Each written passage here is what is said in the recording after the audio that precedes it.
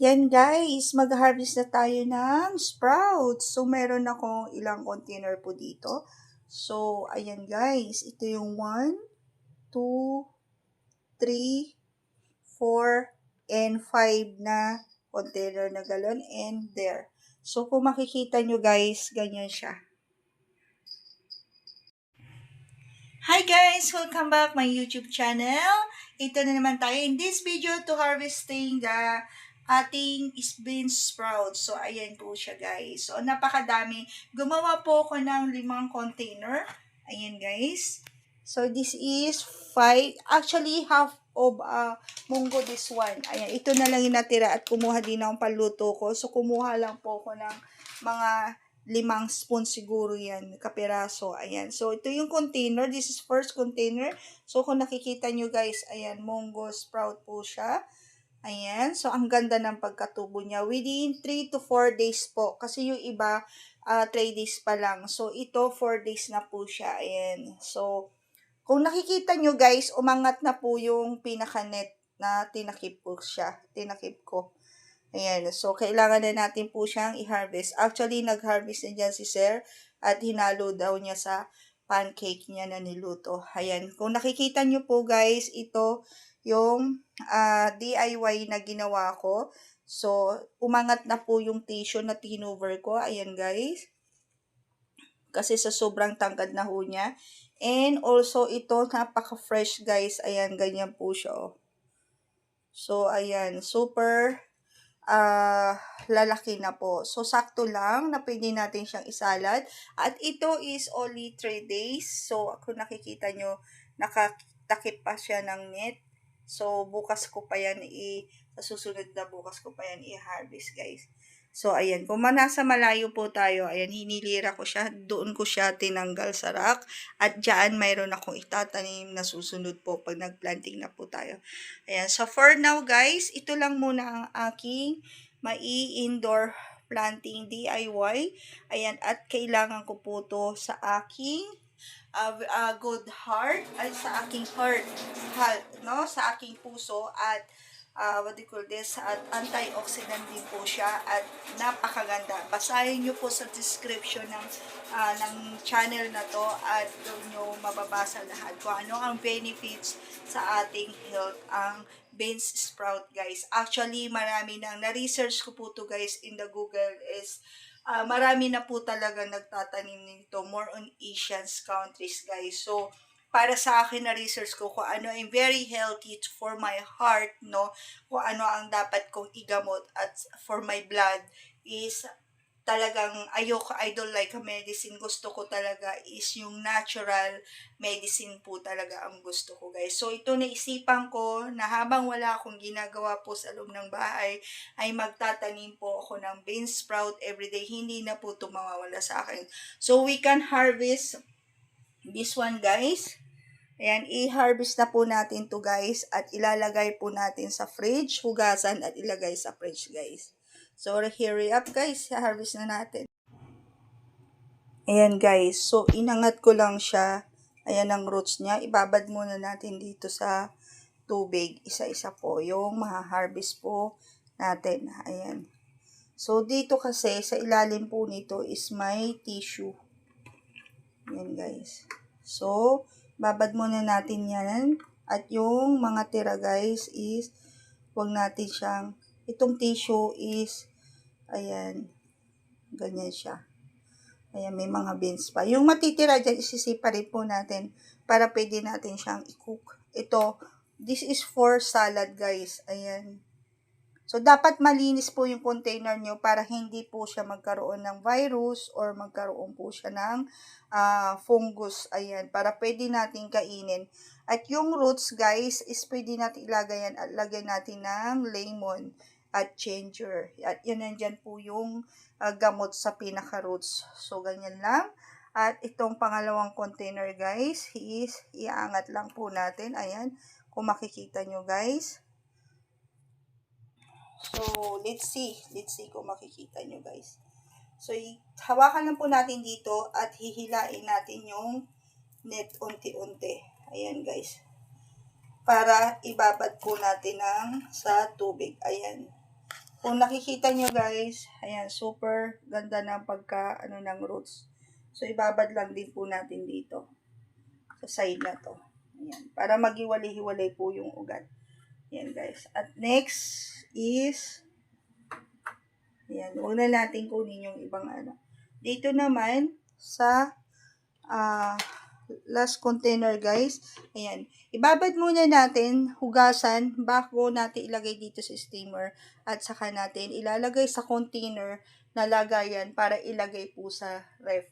Ilagay po natin sa container na ganito guys, ayan, yung habang hindi muna natin kakainin, yung mahuhugasan natin dito, we can put here in the container and then we can put in the fridge and we can cook. If you want salad, vegetables, ganyan, lagyan natin ng hipon, shrimp, ayan, gawin natin siyang gulay, vegetables, siya, ayan, hindi lang munggo ang gagamitin natin because the leafy leaves is benefits for our good health to guys in our heart, ayan. So, bakit ko binabad ang ito para maghiwalay-hiwalay po siya sa roots? Ayan, yan ang tips ko po guys sa inyo.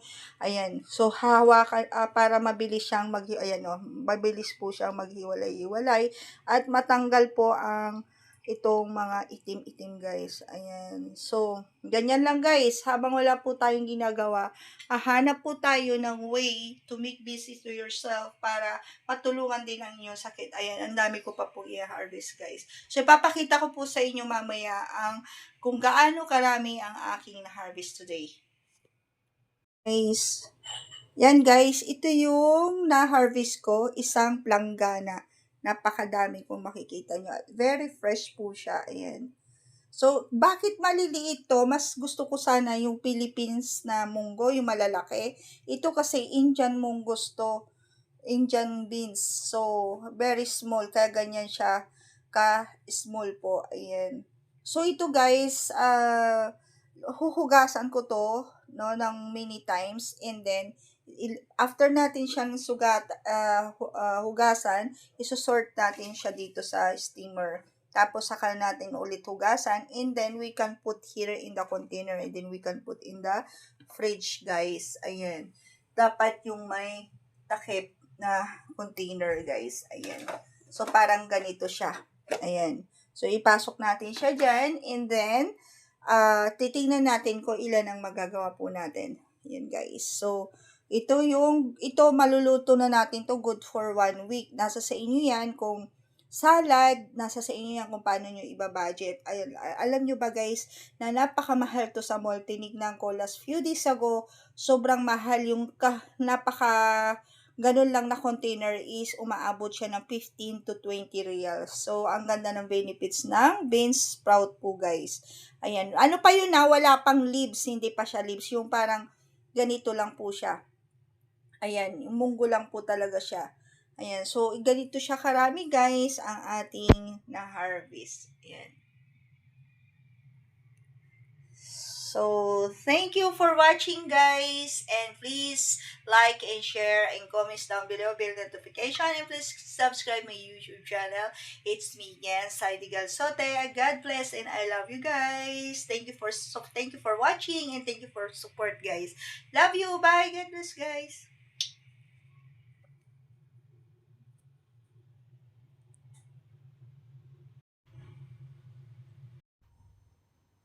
Ayan guys, ito na yung na-harvest po natin. So, nakatatlong container tayo. See, kung bibilihin nyo po to guys, nasa 18 to 16 reals, no? Ito, yung maliit nga lang na puro beans is mga 14 reals, 10 reals. So, ito yung beans sprout na leaves. Ayan. So, ito yung pangalawang container. Ito yung beans. Ayan guys. So, dalawa po yung leaves niya. Ayan. Ayan yung na-harvest ko, guys. So, diba? May pang 3 days na pangkain na. Tapos, this one is good for our heart and antioxidant also. Yung roots po nito, guys, is nilaga ko na po para gawing tea. Lagyan lang ng limon. Pakita ko po sa inyo for a while. Yan, guys. Ito yung ugat. Ito yung sprout niya. See? Ayan. So, ito, pwede natin tong i-cook. Ayan. Pwede natin ito gagawin kong tea. Tapos yung ugat, pwede pa siyang igulay, guys. Yan. Yan, guys. So, ibabalot po natin to. I-wrap natin. Tapos ilalagay natin doon. At sa susunod, pwede natin siyang isalad. Pwede po natin siyang iluto. Ayan, guys. So, may pambalot tayo dito, guys. Kasi walang takip. So, ito yung mangyayari, guys. Para hindi siya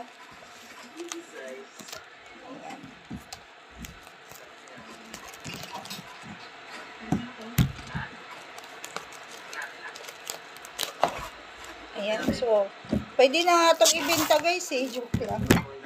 So, ayan. Para ilagay sa fridge. Ayan, guys. So, the other one.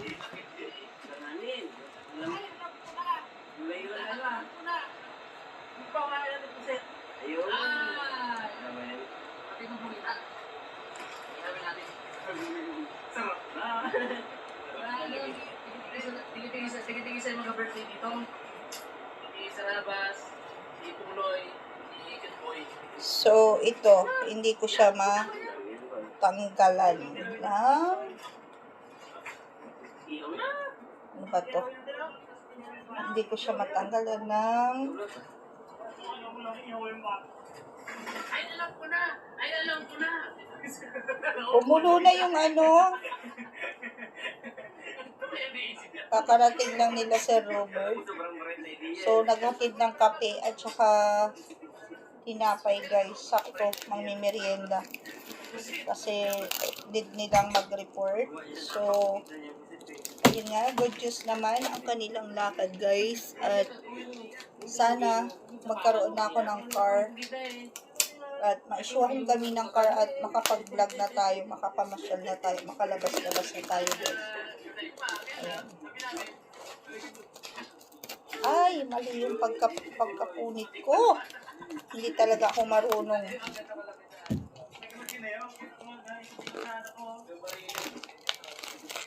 Ayan, guys. So, hindi talaga ako marunong, guys. Wala, naubos kasi yung yung tawag dito. Naubos yung ay, wala na. Hindi ko na alam to. Ang ikot.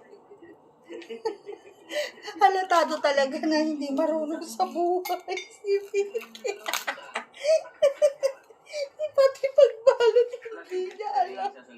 Naamin ko naman yun, guys. Talagang, ever since, dito lang ako natuto talaga na mag-isa mamuhay dito sa Qatar. Kahit takot po ako lumabas kasi nga, namin ko naman yun, naiingot-ingot, aanga ako ng konti.